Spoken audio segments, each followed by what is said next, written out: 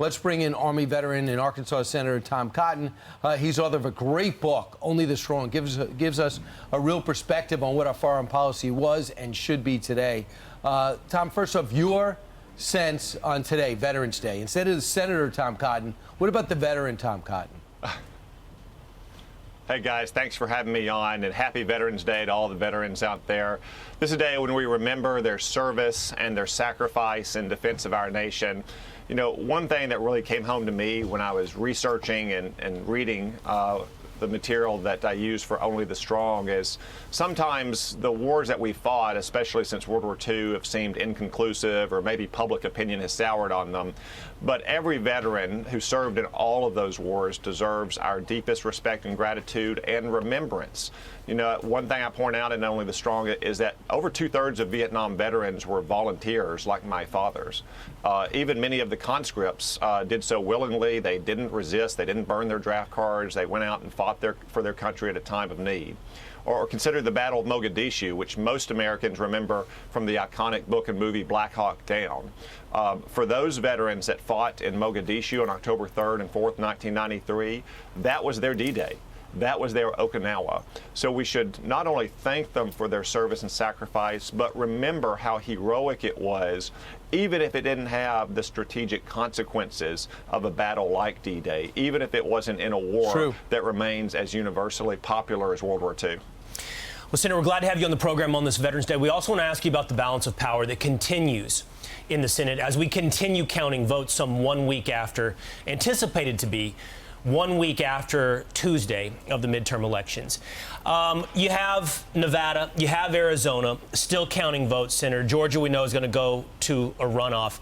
You know, I think I have to ask you when I look at this is how do we sit today in 2022 where some states, take, for example, Florida, with a population of 22 million, 21 million people, can give us election results, you know, oftentimes in a contested tight race, maybe not this year, but oftentimes in a contested tight race within a day. And then smaller states like Arizona and Nevada have us waiting a week, maybe more, to find out who won. Yeah, well, it's mystifying. The people of Arizona and Nevada deserve a lot better than the electoral system the politicians in those states have delivered to them. In fact, our nation deserves better when you have the fate of power in Congress hanging in the balance. As you say, Florida, which has many millions of more people than those states, was able to count ballots all in one night. Arkansas, which is about the size of Nevada, we counted all of our ballots in one night. These states need to take a hard look at their election laws, just like Florida did 20 years ago. You know, after the 2000 presidential election, I think many leaders in Florida were embarrassed about what had happened. Democrats and Republicans together came together and they reformed their electoral system so you would have an efficient system that is confidence inspiring and gets results promptly. I hope that whoever wins these races for the State House in Arizona and Nevada will take a careful look at their system in the future and reform them so we can have election results on election night. What does it say when you look at some of these race boards? In Arizona, you've got Mark Kelly and Blake Masters. And then in Nevada, you have Adam Laxalt, Catherine Cortez Masto. And then in Georgia, we've got that runoff. And it looks like Mark Kelly's ahead in Arizona. All the votes have not been counted. It looks like Adam Laxalt's ahead in Nevada. So that would be one Republican, one Democrat. And then in Georgia, we've got the runoff again. Can you believe this? This might determine the balance of power again in Georgia.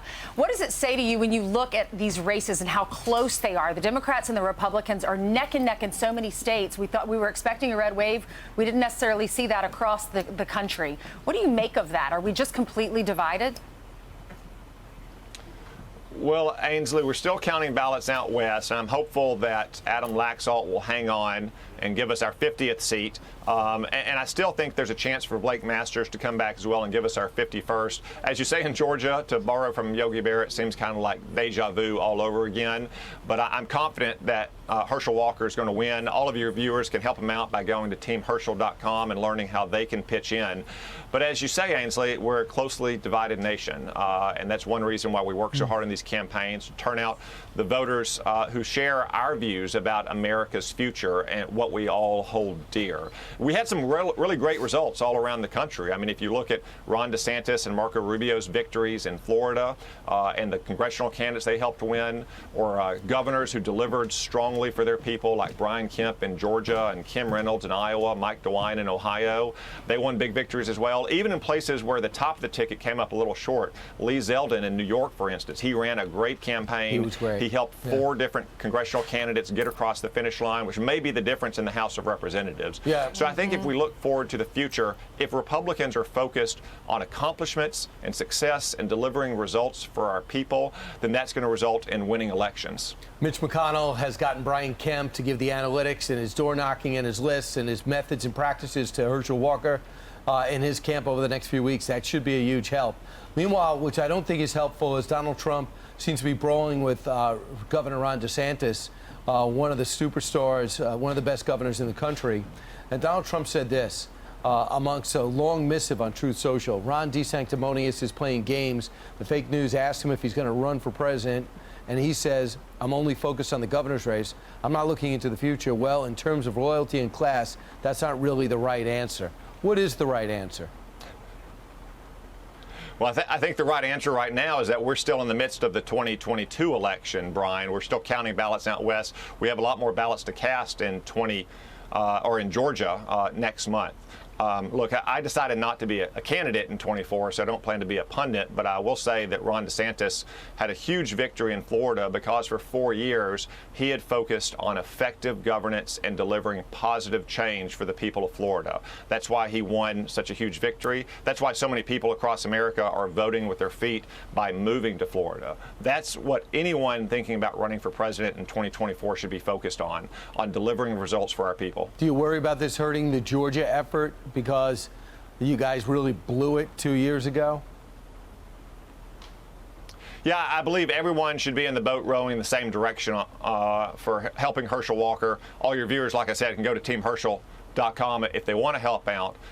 There really doesn't need to be any kind of focus right now on 2024, in my opinion, because whoever runs and wins in 2024 is going to need a governing majority in the Congress. The way we start that over the next 4 weeks is to make sure that we elect Herschel Walker to represent the state of Georgia for the next 6 years. So I would encourage everyone just to focus on helping Herschel Walker win this election on December 6th. Senator Tom Cotton, thanks so much. Thank Always you, great to see you. Thank you all. Happy Veterans Day to everyone. Thank you, and thank you for your service. I'm Steve Ducey. I'm Brian Kilmeade. And I'm Ainsley Earhart. And click here to subscribe to the Fox News YouTube page to catch our hottest interviews and most compelling analysis.